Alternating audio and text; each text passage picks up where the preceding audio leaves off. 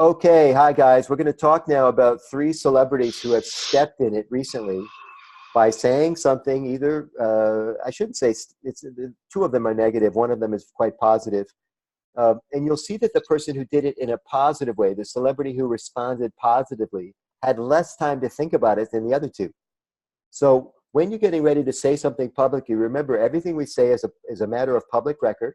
Stuff is often recorded and will often show up on YouTube. What goes on YouTube stays on YouTube. So let's get smart about how to do this. So the first example I want to give to you is Republican Ilhan Omar. I think I'm pronouncing her name correctly. She's the freshman Democrat congresswoman who recently made a public speech that was recorded and did show up on YouTube, went viral almost immediately. And she made the grave error, pun intended, of downplaying 9/11. Her exact quote was, "Some people did something on 9/11." Now, a lot of people said this is a throwaway line. You shouldn't take her to task for it. And I'm not taking her to task for it. There's a lot of people who have bigger issues with her than I do. But I'm after her today in this call because when you play down something that's very important to a lot of people, you're going to put yourself in the dog box, right? A doghouse. And so understating what happened on 9/11 is the best way I know to piss a bunch of people off, because a lot of people are still angry about what happened on 9/11. And so my advice to you is, if you're commenting on something that was historical, cataclysmic, had big ripple effect, use the proper language to describe it. Don't pass it off as as some sort of a mild happenstance. That's a good way to get in trouble. And if you want to know more about this, you can search her on YouTube. You can watch the actual her say it.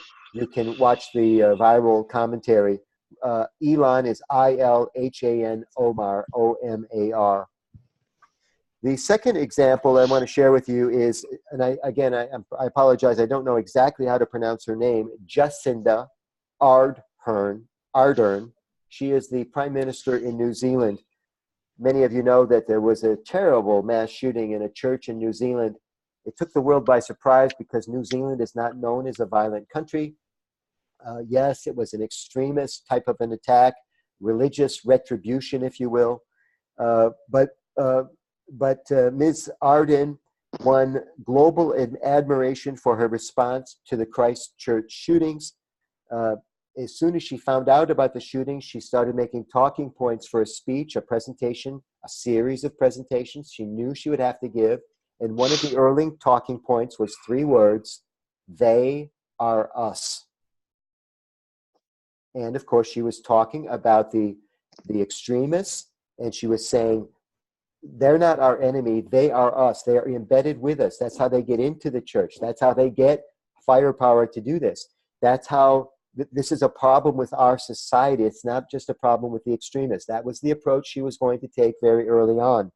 The day after the shooting, she wore a headscarf to meet with the members of the Christ Church. And she is not Muslim.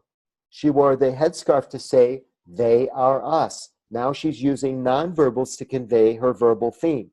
She won worldwide acclaim for her response to the shootings, and she had very little time to prep it. Remember, all this happened within 24 hours.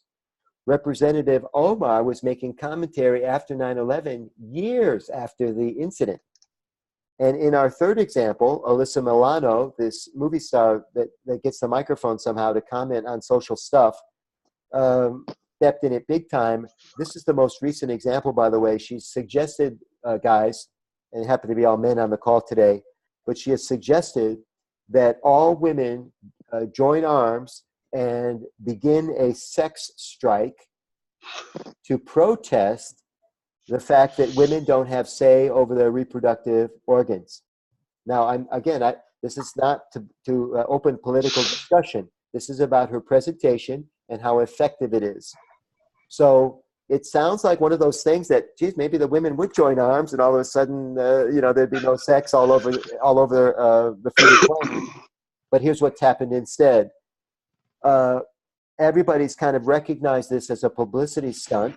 I shouldn't say everybody, a lot of people. Women are up in arms, not joining arms, but up in arms against Alyssa Milano, because they realize that sex is not only enjoyed by men, it's also enjoyed by women. And by invoking a sex strike, women would have to go without enjoyment, which they are not in favor of.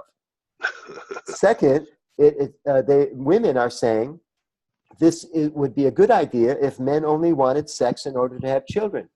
There are plenty of people that have sex and are not interested in children. And reproduction is the furthest thing from their mind. They are practicing responsible birth control. She has not addressed the LGBTQ movement. And so Alyssa Milano now, trying to do something that, would get attention for her cause, has roiled half of the population. So what I advise you to do before you try to create some sort of viral meme is to think the darn thing through, which I'm not sure she did. In the end, this may be a fantastic publicity stunt that got her and her movement the kind of attention that she wanted. So I think it's too early to call whether or not this was a successful ploy on her part. But all of us, when we get the microphone, we want to capture people's attention.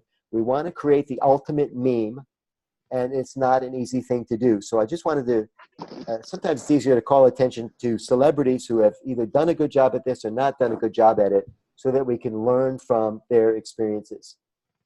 I'm happy to entertain any non-political conversation about these three examples. Or if you've got one of your own, of a celebrity, your favorite celebrity meme that didn't work out so well, or maybe did work out, I'm happy to talk about that as well. Anything come to mind? I think just what you were talking about, that no matter where you're at or what you're doing, it's always recorded, filmed, it can always be out there, and you have to be conscious of that. Yeah, it's for sure. I mean, and do you want to test it first? In politics, they call it a trial balloon. I'll test this with some people before I roll it out to the general population. I've got too much at stake, I do this with my jokes. I'll test the joke on Renee, then I'll test it with somebody I don't know very well. My brothers are great litmus tests for stuff that works and stuff that won't work. So testing it is a good idea too. You can assume that all three of these intelligent people tested their talking points, but sometimes that's not true. Dan, did you have something? No, I did not. Okay. Any other recent examples of celebrities that have done this? Anybody have a personal impression about one of these three examples? It's okay if you don't. Okay, cool. I just think it's fun to learn from other people. And I want to thank you guys for being members of the Present Like a Pro online course. If you're watching this video and you're interested in knowing more about the course, you can find me on my website and message me there. You can also join the free Present Like a Pro Facebook group and send me a personal message on Facebook. Thanks very much, everybody.